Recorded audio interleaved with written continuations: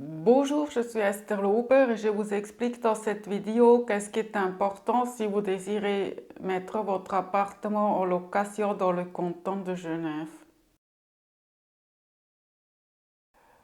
Le marché de location d'appartements est favorable aux propriétaires et il y a une pénurie de logements depuis des années. Ce sont surtout des appartements dans le segment du marché des loyers inférieurs et moyens qui sont très recherchés.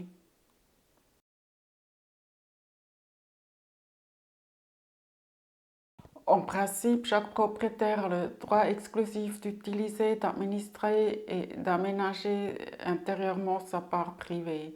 Cette utilisation a des limites.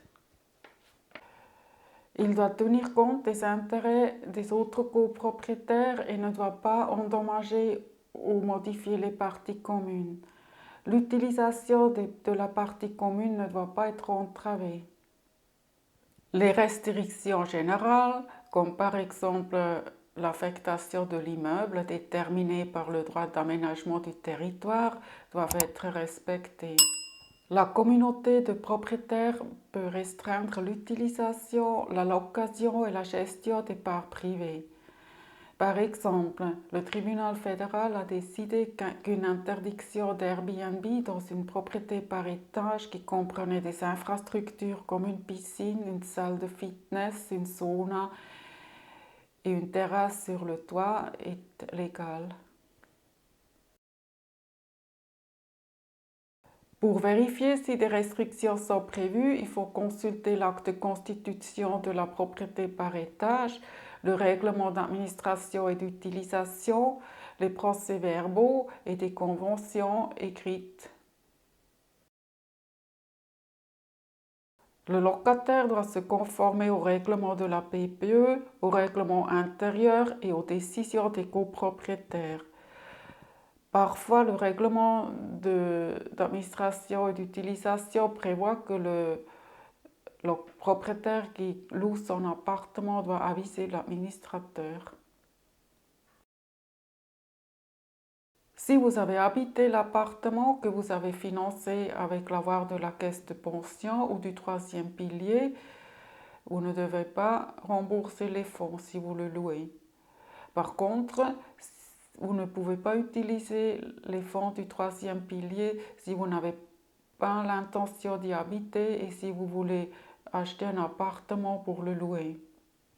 Il faut vérifier avec votre prêteur hypothécaire si le taux hypothécaire change en cas de location. Vous pouvez éventuellement conclure une nouvelle hypothèque à un taux hypothécaire bas pour une longue durée pour mieux calculer le flux financier et pour éviter des mauvaises surprises si les taux hypothécaires augmenteront à l'avenir. Les charges et les rénovations et réparations futures doivent être prises en considération. Il est éventuellement nécessaire de rafraîchir ou rénover l'appartement avant la mise en location. Si vous êtes propriétaire d'un appartement PPE qui se trouve dans la zone de développement, vous devrez y habiter personnellement pendant la durée du contrôle. Ce contrôle commence à partir de la date d'entrée moyenne des premiers propriétaires et une mise en location est interdite. L'État vérifie si vous y habitez personnellement et au cas de non-respect, vous risquez une amende pouvant atteindre jusqu'à 20% du prix de revient du logement. Une demande de dérogation pour juste motif peut être adressée à l'Office cantonal de logement qui fixera le loyer maximum admissible en cas d'acceptation.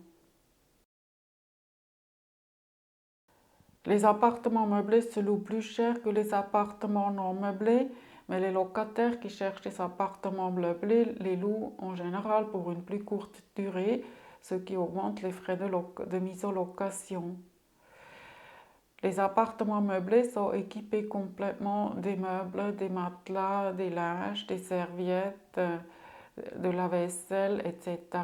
Et les meubles s'usent rapidement.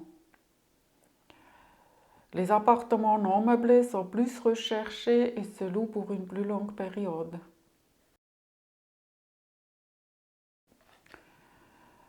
Pour les appartements subventionnés, les appartements en zone de développement et les appartements rénovés, les loyers sont contrôlés par l'État pendant quelques années et vous devrez utiliser les formules préimprimées et les règlements y relatifs. Pour les appartements loyer libre, vous pouvez rédiger vous-même le bail à loyer ou utiliser les formulaires imprimés par les associations professionnelles de l'immobilier. Le loyer doit être fixé conformément au droit du bail et au règlement. Le loyer doit être fixé à un prix approprié et permettre au bailleur au moins de couvrir les frais. Le loyer est considéré comme abusif s'il permet au bailleur d'obtenir un rendement excessif ou lorsqu'il résulte d'un prix d'achat manifestement exagéré. Les loyers fixés par l'État ne peuvent pas être modifiés par le propriétaire, même s'ils se trouvent au-dessous des loyers usuels du marché.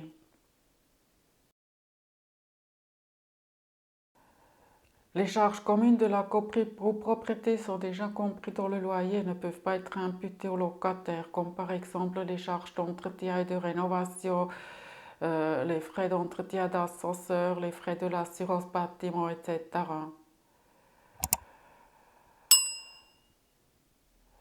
Les charges d'un appartement loué comprennent normalement les frais de chauffage et d'eau chaude et parfois l'abonnement de téléréseau.